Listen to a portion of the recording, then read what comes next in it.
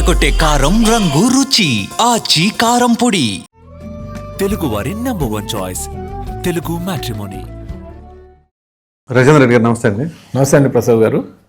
Sir, తాజాగా ఒక వివాదం కేంద్రంలో మన్రేగా నుంచి విబి గ్రామ్జిత్ అని చెప్పేసి ఏదైతే కేంద్ర ప్రభుత్వం ఈ పేరు మార్పుకు సంబంధించింది పెద్ద సంచలనం అనాలా, తలనొప్పి అనాలా, మహాత్మా గాంధీ గారి పేరుని అలా మార్చేస్తారా అని చెప్పేసి ఇప్పుడు బయట సంచలనంగా అయింది. దీనిపైన మరి మీ పార్టీ కావచ్చు, కేంద్రంలో ఉన్నారు మీరు, మరి మీ స్పందన ఏంటండి?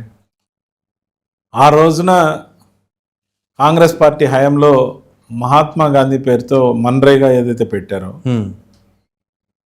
సో దాని ఉద్దేశం ఏంటంటే పేదలు ముఖ్యంగా వలసపోవాల్సిన పరిస్థితులు ఆ గ్రామాల్లో ఉంటే, జస్ట్ లైక్ అనంతపూర్, అక్కడ పని దొరక్క కరువు ప్రాంతాలు ఉంటే పట్టణాలకు వలస వెళ్ళి చిన్న చిన్న పనులు దొరక్క ఇళ్లలో పని చేసుకుంటూ, డ్రైనేజీలు క్లీన్ చేసుకుంటూ, పని మనుషులుగా వెళ్తూ లేబర్గా మారిపోయిన రైతు కూలీలు అనేక మంది కార్మికులు అయిపోయి వలస కార్మికుల్లాగా మారిపోయిన క్రమంలో వాళ్ళ ప్రాంతాలకి లాక్లు వేసుకొని సంవత్సరానికి 1 నెల రోజులు కూడా లేకుండా వెళ్ళిపోతుంటే, ఈ వలసల్ని ఆపే క్రమంలో పేదవాళ్ళని వాళ్ళ గ్రామాల్లో ఏదైతే పని కల్పించాలనే ఉద్దేశంలో పెట్టిన స్కీమ్ ఉద్దేశం మంచిదే. అవును, స్కీమ్ అమలు చేసిన తీరు ఆలోచింపజేస్తుంది. ఇది 365 రోజుల్లో కనీసం 100 రోజులు పని వాళ్ళకి మనం ఇస్తే వాళ్ళకి ఆ డబ్బుతో 365 రోజులు వలసలు పోకుండా ఉంటారు, ఆ ఏరియాలో బతకాలి అనే ఉద్దేశంతో ఇచ్చింది. దీనికి కేంద్ర ప్రభుత్వంతో పాటు రాష్ట్ర ప్రభుత్వ భాగస్వామ్యాన్ని కూడా కల్పించింది. రాష్ట్రానికి ఆ పనులు పర్యవేక్షణ ప్లస్ దానికి సంబంధించిన నిధులు కేంద్రం నుంచి వచ్చిన వాటిని ఖర్చు చేసే హక్కు, దాంతో పాటు పని ఏది ఎంచుకోవాలని తీసుకునే నిర్ణయం దఖలుపరచడం జరిగింది. సో ఎప్పుడు చూసినా, ఏ ప్రాంతంలో చూసినా ఆల్రెడీ ఉన్న చెరువుల్లో తట్టడం మట్టి తీయటమో, లేకపోతే నచ్చని కార్మికుల మీద ముఖ్యంగా కొంతమంది ఉమ్మన్ని కూడా అప్పుడు హరాస్ చేసిన విషయంలో వాళ్ళు చెప్పినట్టు వినకపోతే వాళ్ళని పూర్తిగా కష్టమైన తవ్వలేని ఏరియాల్లో పెట్టి, అంటే ఆ ఏరియా క్లీన్ చేస్తేనే దానికి పేమెంట్ కట్టేవాళ్ళు. సో పనికి 100 రోజులు అయినప్పటికీ దాన్ని చేసిన దాన్ని బట్టి పని ఇంత చేశారని రికార్డు రాసేవాళ్ళు. సో ఈ అఘాయిత్యాలు ఏవైతే నిర్వివాదంగా జరగాల్సిన అంశాల్లో చాలా మందికి న్యాయం జరగల. అంతేకాదు, ఈ ఉపాధి హామీ పథకం ఉండడం వల్ల కొంతమంది నిజంగా చేయకుండానే పనులు చేసేసి డబ్బు చేసుకునే వాళ్ళు లేబర్ సహకారంతో వాళ్ళ సంతకాలు వేలి ముద్రలతో వాళ్ళు చేసినట్టు రికార్డులు తీసుకున్న తర్వాత వాళ్ళకి ఇంతని డబ్బులు ఇచ్చేసి, సో పైన కొంతమంది దళారులాగా ఏర్పడి దాన్ని నిర్వీర్యం చేసే ప్రయత్నం చేశారు. అలాంటి సమయాల్లో అలాంటి ఉపాధికి రాని ఈ పథకాన్ని ఉపయోగించుకుంటూ పనులకు రానప్పుడు రైతులు ముఖ్యంగా సీజన్లో లేబర్ దొరక్క ఇబ్బంది పడేవారు. ఇప్పుడు కేంద్ర ప్రభుత్వం ఒక సమూలమైన అధ్యయనం తర్వాత దీనిలో మార్పు తీసుకురావాలి. దీనిలో మార్పు తీసుకొస్తే మహాత్మా గాంధీ పేరు అడ్డం అంటే ఏం కాదు, కానీ దీన్ని కాంగ్రెస్ పార్టీ ప్రచారానికి వాడుకోవడం తప్ప పద్ధతిగా ఎక్కడ నిర్వర్తించలే.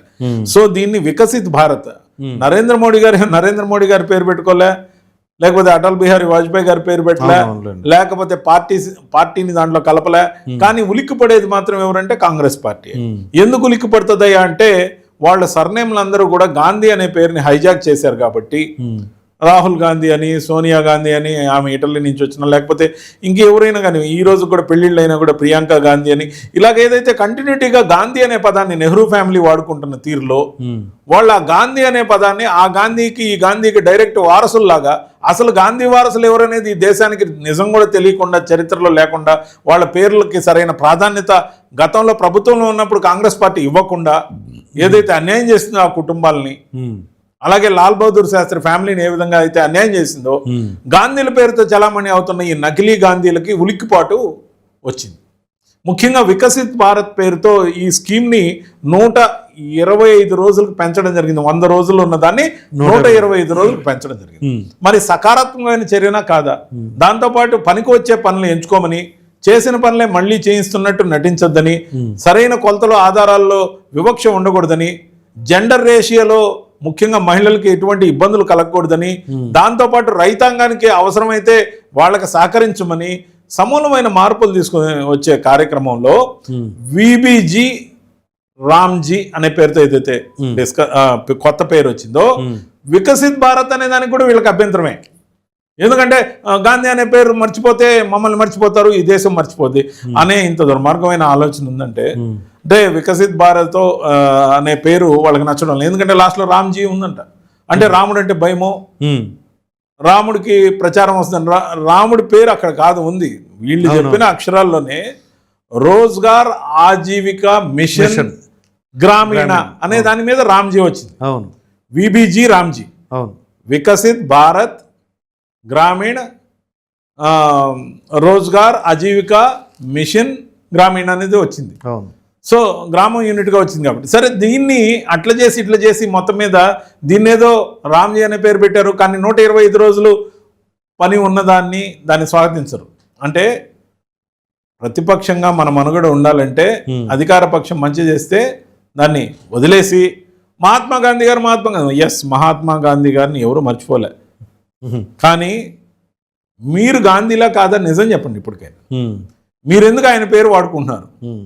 అదేమన్నా అంటే మేము మొత్తం అది అంటారు ఇది అంటారు ఏదేదో మాయ చేస్తారు, కానీ వాళ్ళ ఉలికిపాటుకు కారణం నకిలీ గాంధీలుగా చెలామణి అవుతున్న వారు ముఖ్యంగా గాంధీ పేరుని తీస్తే ఎలా అని ప్రశ్నిస్తారు. పేరు గాంధీ అనే పేరు లేకపోతే రాజకీయం చేయలేరు అంటారు వాళ్ళు. చేయలేరు, కాంగ్రెస్ పార్టీ చేయలేరు, ఖచ్చితంగా చేయలేరు. అసలు వాళ్ళు జనజీవన స్రవంతిలో 1 ఆఫ్ ద పర్సన్స్గా కలిసిపోతారు. అందుకని ఆ గాంధీ ఐడెంటిటీ కోసం ఒరిజినల్ గాంధీలని ఎవరిని షైన్ కానికుండా, వాళ్ళ వారసులను ఎవరిని షైన్ కానికుండా అసలు గాంధీ ఫ్యామిలీ తొక్కేసారు. గాంధీ ఫ్యామిలీని పూర్తిగా తొక్కివేశారు కదా, రాజకీయంగా అసలు ఉనికి లేకుండా చేశారు. ఎప్పుడైనా నిజంగా ఒరిజినల్ కన్నా డూప్లికేట్కి ప్రభావం ఎక్కువ అన్నట్టు ఒరిజినల్ వాళ్ళని తెరమరుగు చేశారు. ఓకే, ఇది జరిగిన చరిత్రలో జరిగిన పెద్ద దుర్మార్గం. చరిత్రనే వక్రీకరించిన వాళ్ళు, ఓకే, యోధులు మరి చరిత్రకారుల్ని ప్రొజెక్ట్ చేయమంటే మొఘలుల్ని లేకపోతే ఇంకెవరినెవరినో ప్రొజెక్ట్ చేసిన వాళ్ళు, సో హిస్టరీనే వక్రీకరించి రాయించగలిగిన సామర్థ్యం ఉన్న వాళ్ళు ఉలికిపాటు కామనే. కాబట్టి మనం ఆ విధంగా కాకుండా ఇది సకారాత్మకమైన చర్య, ఇది 100 రోజులకు బదులు 125 రోజులు పని దినాలు ఇస్తున్న చర్య, ప్రజలకు పేద ప్రజలకు వివక్ష లేకుండా పనిని పంచాల్సిన చర్య, అలాంటి వాటిలన్నిటికీ చెక్ పెడుతూ తీసుకున్న నిర్మాణాత్మకమైన చర్యగా కూటమి ప్రభుత్వం ముఖ్యంగా నరేంద్ర మోడీ గారి నాయకత్వంలో ఎన్డీఏ ఏదైతే తీసుకున్న గొప్ప నిర్ణయంగా నేను చెప్పదలుచు. రైట్ సార్, థ్యాంక్ యూ అండి.